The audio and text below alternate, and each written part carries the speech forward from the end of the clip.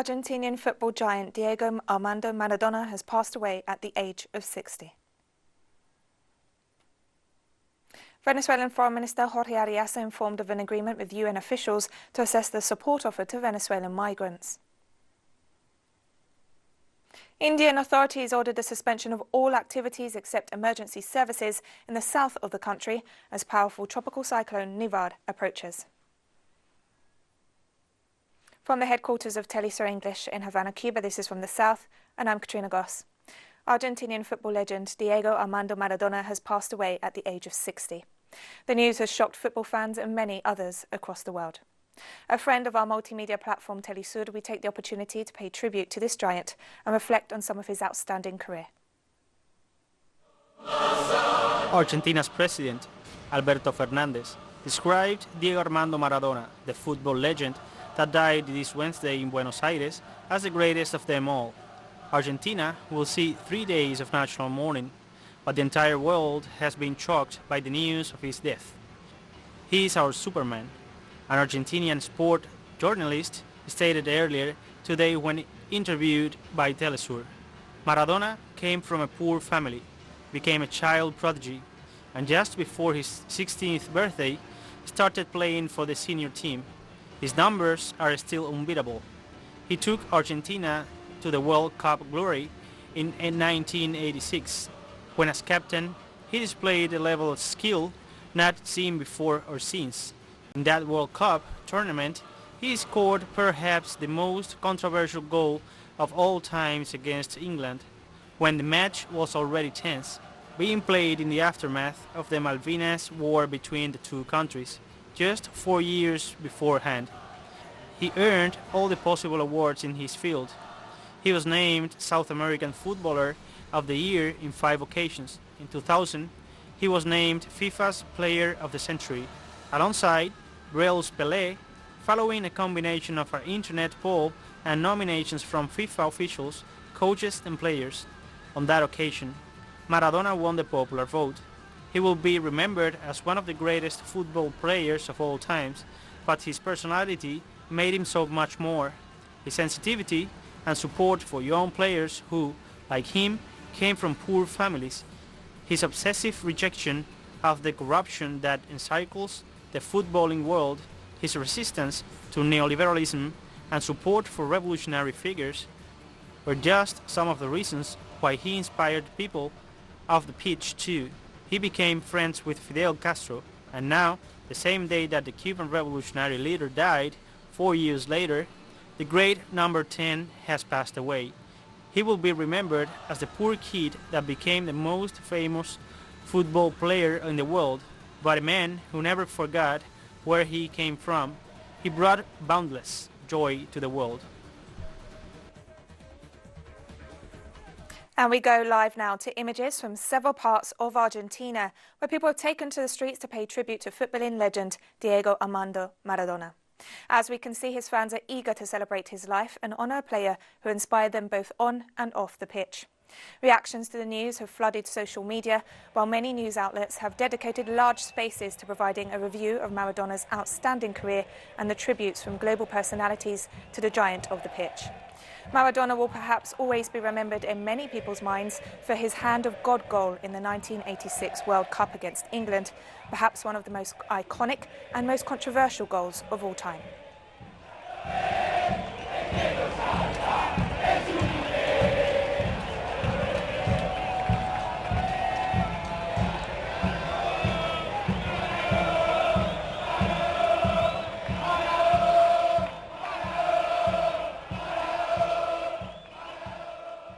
And as Argentinians react to the sad news of Diego Maradona's death, expectations are that the national hero will be given a state funeral.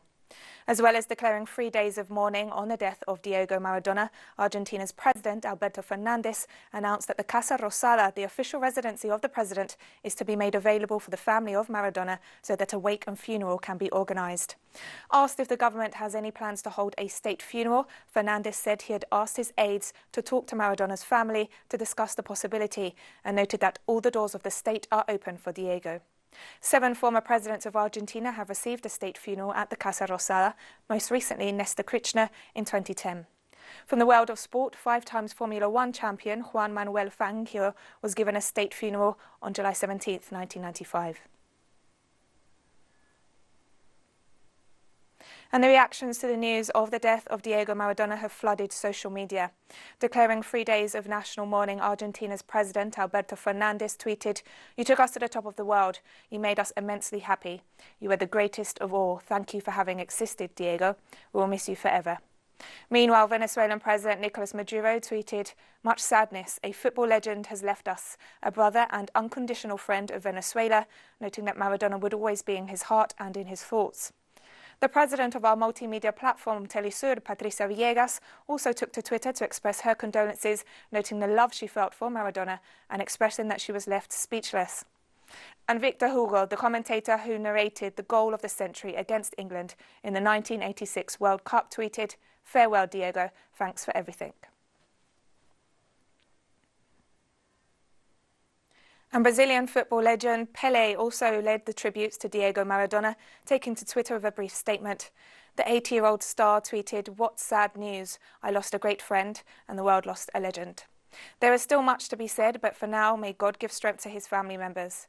One day, I hope we can kick a ball together in the sky. Within 15 minutes, Pelé's message had already been retweeted over 26,000 times and liked by 100,000 Twitter users. Diego Maradona and Pelé are widely considered the two best footballers of all time. The Brazilian and Argentine were jointly named Best Player of the 20th Century by FIFA in the year 2000.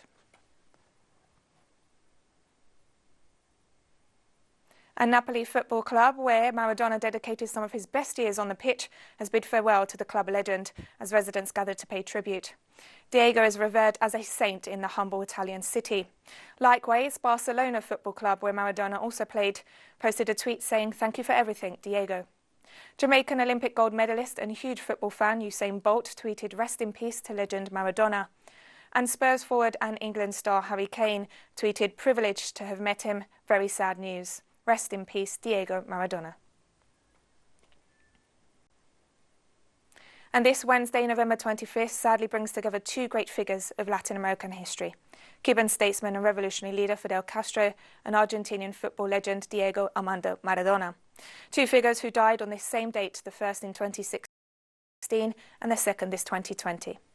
Maradona arrived in Havana, Cuba on July 23, 1987, after the triumph that established him as a global football star with the Argentinian national team.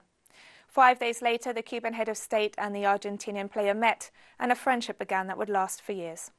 The coinciding date of their deaths is marked by their mutual admiration, friendship, and loyalty to their principles.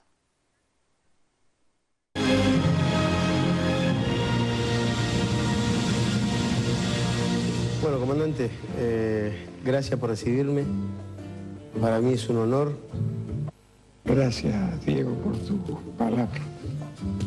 Hemos estado esperándote desde que se anunció tu visita.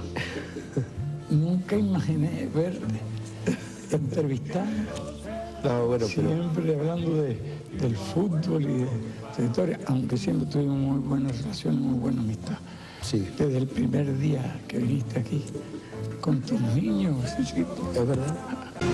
This Wednesday, Venezuelan Foreign Minister Jorge Arreaza informed of an agreement with the United Nations officials to assess the support offered to Venezuelan migrants in response to a request issued by President Nicolas Maduro regarding the harsh situation that many Venezuelans residing abroad are subject to. We have agreed that there will be a kind of provision for not calling it accountability of resources that have been approved or publicly announced for Venezuelan migrants and that they are not translated into reality.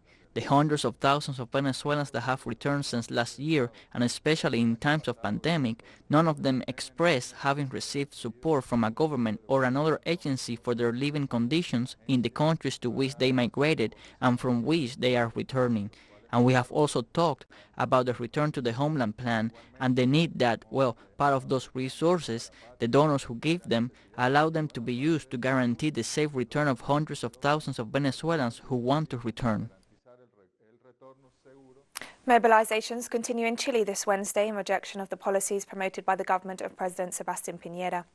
Several social and trade union organizations have mobilized to denounce the measures of the Piñera government, which is seeking to block a second withdrawal of 10% from private pension funds.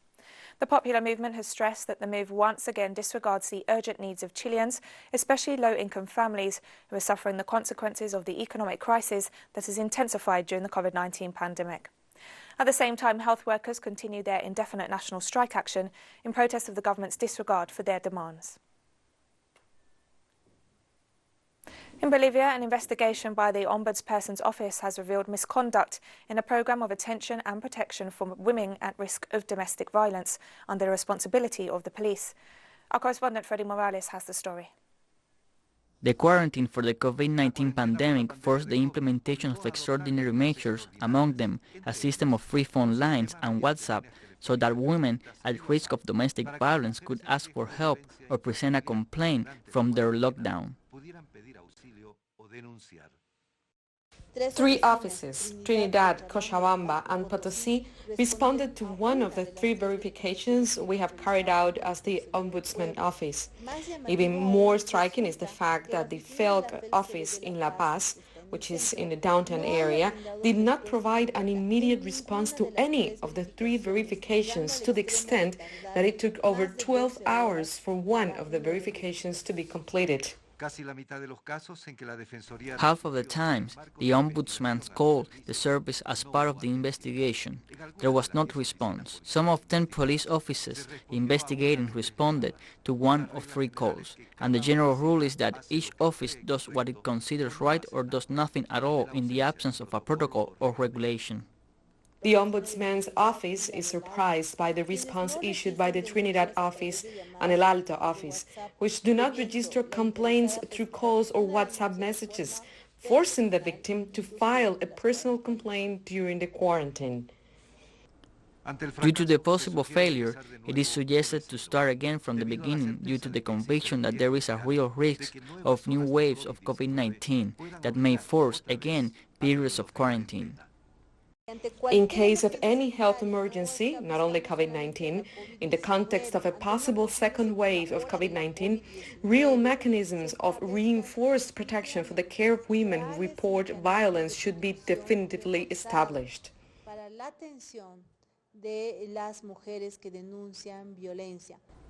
Meanwhile, the official numbers, those that become a formal complaint, grow and cause alarm, especially when they become a situation in which nothing can be done to solve the situation. The number of feminicides from January 1st to November 12th of this year is 102. La Paz continues to lead this situation with 40 cases.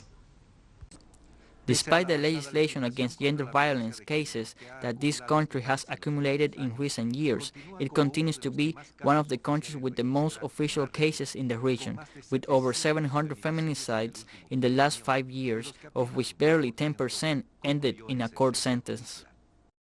Freddy Morales, teleSUR, Bolivia. The President of the European Commission, Ursula von der Leyen, warned Wednesday that any post-Brexit trade deal must not undermine the EU single market. Von der Leyen told the European Parliament that tireless efforts were ongoing to reach an agreement with the United Kingdom, but warned that the UK must agree to fair trade rules. The European Commission President added that the integrity of the single market would not be questioned, describing it as the main safeguard for European prosperity and wealth. Von der Leyen also stressed that the UK will not enjoy the benefits of EU membership from the outside. The crucial topics for the European side are, of course, questions linked to the level playing field, the governance and fisheries. And with very little time ahead of us, we will do all in our power to reach an agreement. We're ready to be creative, but we are not ready to put into question the integrity of the single market. This Wednesday, the world marks the International Day for the Elimination of Violence Against Women. Feminist movements in Latin America and the Caribbean and different regions across the world are mobilizing to condemn gender violence and rising cases of femicide. Women are demanding solutions that guarantee their physical safety and the eradication of any expression of gender violence. The date was chosen in honor of the Mirabal sisters of the Dominican Republic, who were assassinated by henchmen of dictator Rafael Leonidas Trujillo. According to official reports, this year Mexico has registered 2,000 femicides, Argentina has reported 243, and Ecuador 101. However, activists stress that official figures often fall far short of the reality suffered by millions of women across the globe. Indian authorities ordered the suspension of all activities except emergency services in the south of the country due to the arrival of tropical cyclone Nivar. Classified as a very severe tropical cyclone, Nivar is forecast to bring sustained winds of 120 km per hour and gusts of up to 145 km per hour when it makes landfall during the early hours of Thursday. A spokesman for the National Crisis Management Committee reported that thousands of people have been evacuated from their homes. Authorities banned public gatherings and closed stores as a precaution as the powerful cyclone advanced toward the southeast coast. State and national emergency personnel have been deployed to the southern regions where Nivar is expected to make landfall. This Wednesday, Iranian President Hassan Rouhani called on US President-elect Joe Biden to turn a page with Iran by returning to the dialogue that prevailed before the Donald Trump administration. The government of the Islamic Republic is honoring commitments in return for honoring commitments, acts in return for acts, reduction of tension in return for reduction of tension, respect in return for respect. If there is such a will among the future US leaders, I think it will be very easy to solve the problem. Both Iran and the United States can decide and announce that they will return to the situation that prevailed before January 20, 2017, when Trump took the oath of office as a US president. This can solve many problems and completely change the course of events and the situation. Thai police summoned 12 pro-democracy protest leaders to answer charges of royal defamation, the first use of the draconian law in almost 3 years, as Bangkok gears up for another major rally. Prime Minister Prayut Chan-o-cha last week gave the green light for authorities to present the charges, which bar any criticism of the royal family against demonstrators who could now face up to 15 years in prison. Thailand has been rocked by youth-led protests for months, demanding a new constitution, reform of the monarchy, and for the Prime Minister to resign. Tensions in the Thai capital are rising, and police deployed water cannons and tear gas at a rally outside Parliament last week, injuring 55 people, while 6 were shot in scuffles with royalists.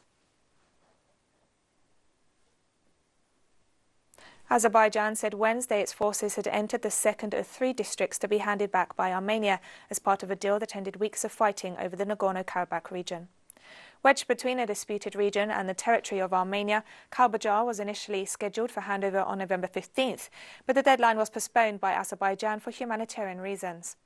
Armenia agreed to hand over 3 districts around Karabakh, Agdam, Kalbajar and Lachin as part of the deal brokered by Russia that stopped an Azerbaijani offensive that had reclaimed large areas of territory lost to Armenian separatists in a 1990s war. Agdam was ceded on November 20th and Lachin is due to be handed over by December 1st. Look at the ugly things they have been doing in recent days, burning forests to create an environmental catastrophe. These thieves cut down forests and take them to Armenia for sale. They burned down houses they did not build. They burned down schools and killed pets they can take with them. See who we were facing, what savages we were facing, and I will say this every time that our country is not only a victory of the Armenian state, we have also destroyed Armenian fascism. And we've come to the end of this news brief, but remember you can find these and many other stories on our website at telesurenglish.net. You can also follow us on social media, Facebook, Twitter, Instagram and Telegram. For TeleSUR English, I'm Katrina Goss, and thank you for watching.